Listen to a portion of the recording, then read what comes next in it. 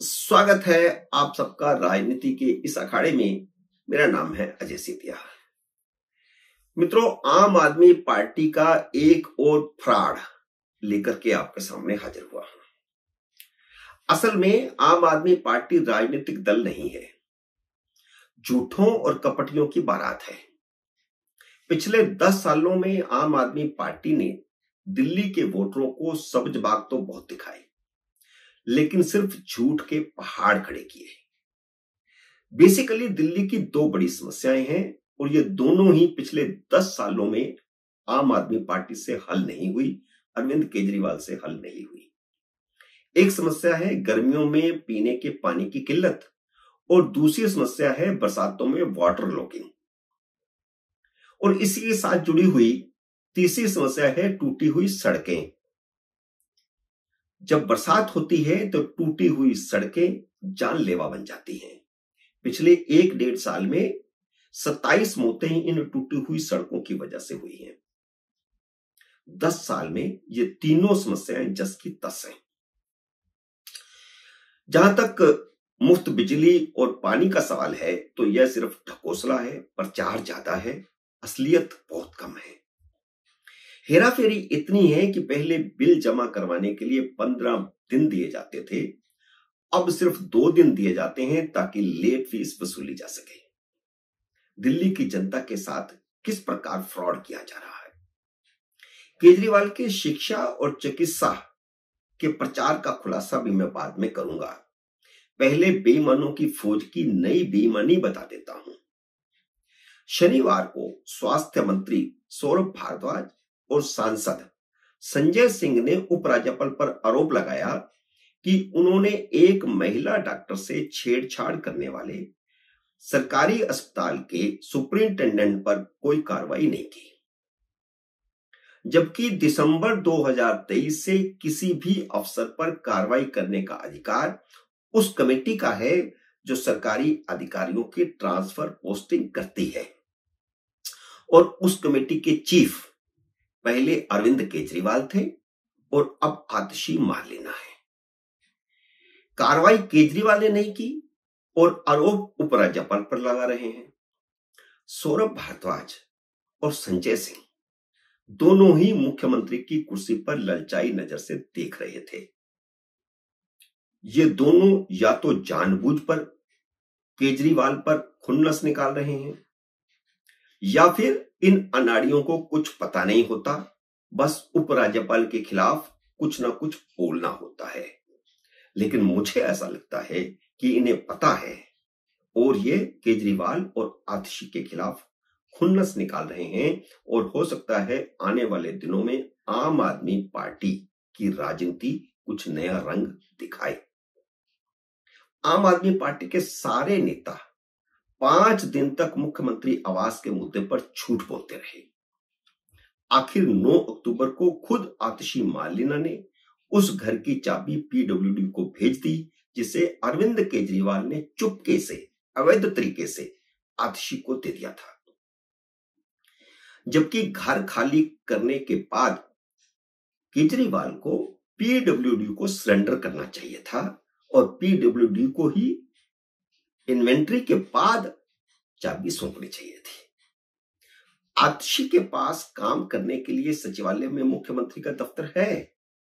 1.5 साल से मथुरा रोड पर AB 17 बंगला भी अलर्ट है, लेकिन नौटंकीबाज आतिशी ने कहा कि उसे कैंप कार्यालय से निकाल दिया गया है, अब वह सड़क पर बैठकर काम करेंगी।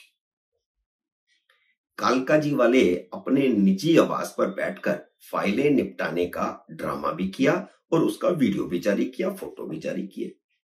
जबकि मथुरा रोड पर उन्हें कोठी अलर्ट है, उसमें कैंप कार्यालय भी बना हुआ है। आम आदमी पार्टी का कोई नेता अब नहीं बताएगा कि केजरीवाल ने बंगले की चाबी आतिशी मार्लेना को किस हैसियत से दी थी और लगातार झूठ बोल रहे थे कि पीडब्ल्यूडी ने आतिशी मार्लेना को चाबी दी है। क्या यह अरविंद केजरीवाल का निजी बंगला था जो उन्होंने चाबी आतिशी मार्लेना को दे दी? पीडब्ल्यूडी ने वह सरकारी बंगला केजरीवाल को अलॉट किया था। उन्होंने इस्तीफा दे दिया तो वह उस बंगले को पीडब्ल्यूडी को वापस करते और आखिर भद्द बिठाकर आतिशी को चाबियां पीडब्ल्यूडी को देनी पड़ी और 4 तारीख से लेकर के 9 तारीख तक चाबियां आतिशी के पास अवैध रूप से थी और वह अवैध रूप से ही उस घर में घुसी थी। आम आदमी पार्टी के सारे नेता हर रोज उपराज्यपाल के खिलाफ बोलने का कोई ना कोई झूठा आरोप लगाते रहते हैं, लेकिन बाद में खुद ही कटघरे में खड़े हो जाते हैं और इस मामले में भी हुआ। इनकी वेलफेयर स्कीमों में कितनी दिलचस्पी है उसका नया खुलासा विपक्ष के नेता विजेंद्र गुप्ता ने किया है। उन्होंने उपराज्यपाल को चिट्ठी लिखकर बताया कि आम आदमी पार्टी सत्ता में आई थी तो फूड सिक्योरिटी एक्ट के अंतर्गत, जो अटल बिहारी वाजपेयी के समय बना था, 76,458 गरीब परिवारों को मुफ्त राशन मिल रहा था। यह अंत्योदय स्कीम के अंतर्गत था, जबकि इस समय सिर्फ 66,532 परिवारों को मुफ्त राशन मिल रहा है, यानी 10,000 परिवार घट गए। होना क्या चाहिए था? बढ़ना चाहिए थे। 2011 की जनगणना के मुताबिक ऐसे गरीब परिवारों की संख्या 1,56,800 हो चुकी थी, यानी 90,000 परिवार नए उसमें समायोजित होने चाहिए थे।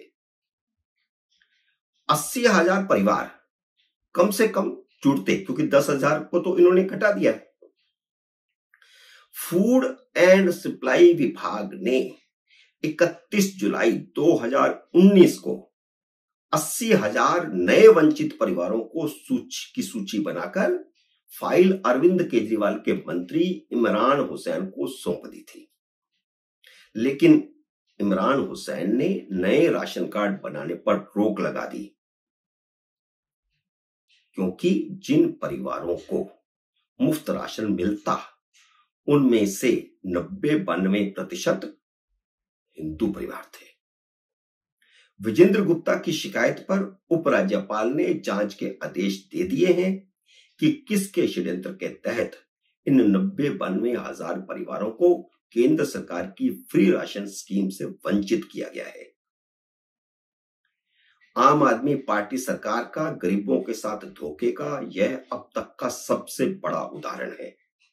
वंचित परिवारों में ज्यादातर दलित या ओबीसी है।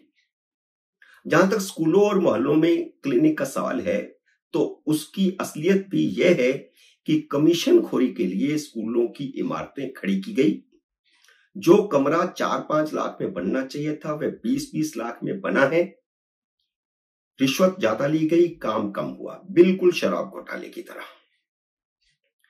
अपने वर्करों के घरों में मोहल्ला क्लिनिक बनाकर उनको सरकारी खजाने से भारी किराया दिया गया और कई जगह पर तो फुटपाथ पर मोहल्ला क्लिनिक बनाया गया या सरकारी जगह पर ही मोहल्ला क्लिनिक बनाया गया और उसका किराया पार्टी के वर्कर को दिया गया।